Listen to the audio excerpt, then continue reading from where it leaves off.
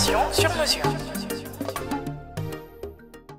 Je voudrais commencer par féliciter votre confrère et président de l'ANPS, notre jeune frère Abdoulaye Thiam, pour avoir réussi à organiser la 6e édition du congrès africain de la presse sportive ici au Sénégal.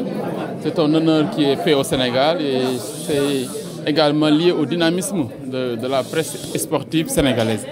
Et je voudrais également profiter de l'occasion pour rendre hommage aux membres fondateurs, mais surtout les pionniers, les doyens Mamadou Koumé et autres vraiment qui ont été les pionniers, mais également la jeune génération a su maintenir le cap et porter le flambeau. Et aujourd'hui, je pense que le dynamisme de la presse sportive sénégalaise n'est plus à démontrer. Et le chef de l'État a tenu à accompagner ce congrès et nous a demandé de venir le représenter. Et c'est l'occasion pour nous de rappeler également l'accompagnement, l'engagement de l'État du Sénégal aux côtés de la presse d'une manière globale, plus particulièrement de la presse sportive, parce que nous savons le rôle que vous jouez pour le développement du sport au Sénégal. Si aujourd'hui nous sommes à ce niveau de performance, c'est naturellement grâce aux investissements importants de l'État et des acteurs, mais également la presse y a joué un rôle extrêmement important. Et c'était l'occasion pour nous de magnifier ce rôle important de la presse, mais également leur renouveler la disponibilité de l'État à les accompagner. Nous avons fait la Coupe du Monde Qatar 2022 et nous avons senti le degré de patriotisme de la presse sportive sénégalaise, mais également tout l'engagement patriotique qu'ils ont eu aux côtés de l'équipe nationale du Sénégal. Et aujourd'hui, nous ne pouvons que nous en réjouir, mais également saluer aussi leur disponibilité à davantage accompagner. Donc nous avons vraiment voulu magnifier tout cela, mais également souhaiter la bienvenue à tous les journalistes africains qui ont fait confiance à l'ANPS pour venir au Sénégal organiser cette manifestation.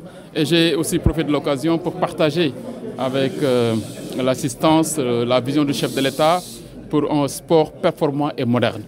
Par la réalisation surtout des infrastructures sportives de dernière génération. Aujourd'hui, nous avons des infrastructures qui vraiment peuvent prévaloir au Sénégal des performances sur le plan sportif. Et aujourd'hui, je pense que les résultats commencent à venir et il fallait partager tous ces aspects avec l'assistance, mais également montrer encore une fois que le Sénégal aujourd'hui a un niveau de développement de la pratique sportive dans toutes les disciplines à un niveau très appréciable. Et ça, je pense que c'était important quand même qu'on le partage. Revenir dessus, ça sera un petit peu difficile parce qu'on a parlé de beaucoup de choses. On a parlé justement de la place de l'expertise locale dans le giron du football continental et dans le football dans le pays.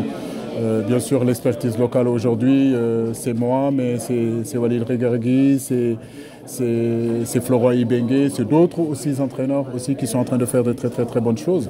Je crois que notre combat, c'est de montrer que nous sommes capables et nous sommes capables aujourd'hui d'entraîner nos équipes nationales et nous sommes capables aussi d'apporter des titres à notre pays dans la mesure où nos fédéraux et nos dirigeants nous font confiance.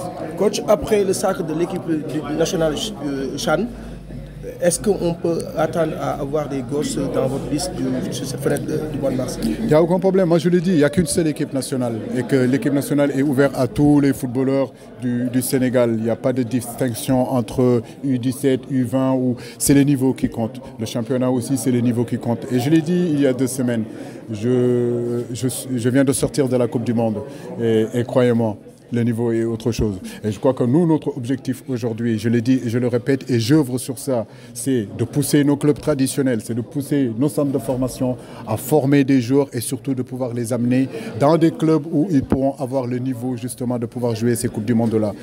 Parce que le niveau de la Coupe du Monde, ça ne se joue pas tous les 4 ans. Le niveau de la Coupe du Monde, ça se joue tous les 15 jours et toutes les semaines à travers la Champions League, à travers comment s'appelle l'Europa Cup. Et mon rêve aujourd'hui, ça a été le cas il y a quelques années, quand les footballeurs sénégalais quittaient ici, ils allaient à Saint-Étienne, club formateur, ils allaient à Monaco, club formateur, ils allaient à Sochaux, club formateur, ils sont à Lille, club formateur. Donc il est important aussi que nos joueurs, que nos centres de formation arrivent aujourd'hui à travailler pour former des joueurs qui ont le niveau de ces championnats majeurs. Et aujourd'hui, ça me fait mal de voir certains joueurs aujourd'hui sortir et aller dans certains, comment s'appelle, le championnat, que peut-être qu'au fur et à mesure du temps, ils vont disparaître. Coach, aujourd'hui, vous avez parlé de votre envie de poursuivre avec cette sélection. C'est la première fois que vous en parlez depuis la Coupe du Monde. Bah écoutez, mon envie est bien sûr, mon envie est intacte. Maintenant, comme je l'ai dit, nous avons aujourd'hui 4 matchs pour se qualifier, même si on a gagné nos 2 premiers matchs. Maintenant, comme je l'ai dit, oui, aujourd'hui l'objectif c'est de qualifier cette équipe-là à la prochaine Coupe d'Afrique et ce n'est pas encore fait. Donc le tout c'est de nous concentrer pour justement dans ces temps difficiles où nos joueurs manquent beaucoup de temps de jeu, mais ces derniers temps je vois qu'on est en train de reprendre un petit peu du poil de la bête en ayant un peu plus de temps de jeu. C'est essayer de constituer une équipe équilibrée, une équipe homogène pour que justement ces 2 journées-là qui vont s'approcher du 24 mars et le 28 mars contre le Mozambique, qu'on puisse le gagner et se qualifier définitivement.